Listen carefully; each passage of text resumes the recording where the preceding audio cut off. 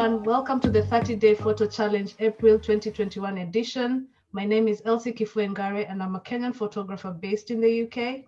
So for the month of April, I'll be sharing with you photo stories from BIPOC women photographers. And we have one with us today. So would you like to introduce yourself? Okay, my name is Diana, full name Diana Sinclair. I'm a photographer outside of New York City, and I just started in 2020, but I've been photographing for nearly a year now. A lot of my work focuses on identity. I tend to photograph Black people more because I don't feel like we see ourselves enough in media. But that's a little bit about my work. I've always been an artist, but I'm new to photography in a way. Photos you've decided to share with us. So would you like to talk us through them or through the Totally. project? Yes.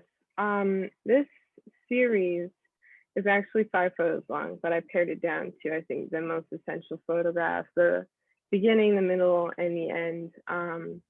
And this series is essentially an abstracted journey to self-acceptance, and acceptance of oneself as who they are unapologetically. And I find that as Black people, we tend to change our identity or shift who we are to fit the people around us, whether that be systemic, family, and anybody really. So I kind of wanted to create some abstract portraits that, represent that journey, closing oneself off, turning it into then nurturing oneself, and then finally being completely open and free. And that's the last photo on the right, that very vibrant photo with him turning towards the sun. And this whole series is titled "I Am the Black Gold of the Sun," and the series title go first as I, then I am the black gold, so on, and then we end with I am the black gold of the sun.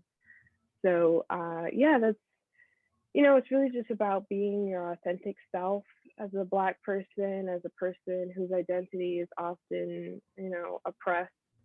And I really, that was really the focus of this one. I really like the photos. So that's pretty much it. I actually looked at them and I was like, wow, I was actually blown away.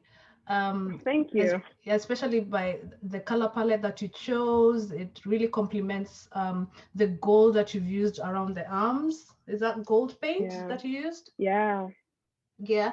And also, Gold powder paint. yeah. And the way it's reflecting in the sun as well. So, and the photo on the left, is that Mm-hmm. shot like in the same scene, like during the day with the sun as well? Because Yeah. it kind of looks somewhat different from the other two. Exactly. I had him turn the other ones. The sun is more behind him, or we had him a little bit, um, more covered in the light. This one, we turned him a little bit away, and I shot from underneath. Whereas the other ones, I was, face on, so I was able to get that effect and sort of block him into the sky, and of course, change the settings and everything to make it darker. But it was supposed to be a little bit different because of it's the entire photograph is sort of supposed to represent almost a cage, or hiding. So it needed to be darker, and it needed to have him hidden, all of that, so that we can come into, like blooming like a flower at the end. Um, but that one, those two right there, cutting out the middle one, those two are definitely my favorite. I've put them side by side a lot. So I like that they sort of encapsulate the entire series in a way. Yes. So yeah, those two are definitely my favorite. Okay. Uh, in case people are not aware, when Diana sent me the photographs, I did not know the orientation of how to place them. So this is my Oh, edit. really? This is my edit. It's not Diana's edit. So for her to explain the edit, I'm actually like, we're almost. Wow, It's you really got it. Yeah. That's good. That's good. You knew the order without even me having to tell you. I mean, that says something to the series, so I'm really glad about that. I didn't even realize, honestly, I that I thought probably didn't title them. I thought I'd mention My that fault. because when I was placing them on the keynote, I was like, oh, this looks nice because these two are more similar. Let me place them like this. And then this one, because it's landscape, I placed it in the middle just to balance out. And that's how I felt it worked for me anyway. Yes. So, Oh, so that's great. yeah. Um, Quick question, as in you said you photographed this outside. Is there a reason why you left the scene of the water in these two images, in the images on your right? Well, when the first photo is titled I, Mm-hmm. it's about, not being self-centered in the way that you're being narcissistic, but just like, the anxieties, you're caged inside of yourself, you're not able to fully present yourself authentically to the world. So while we were bringing it into, being able to show yourself authentically, it was important that there is some semblance of civilization and society around that, because now you are presenting yourself to the world. So in this photo, the first one, where it starts and it's just sort of like caged in, it's just you, it's very dark, all of that. When we opened it up, we actually, I tried editing out the background and things like that, but it just didn't work for me, at least, because I felt like it was necessary to show, the docks and the buildings and things like that, because you're now showing yourself to the world, you're now presenting yourself, and civilization, other people, community is a part of that.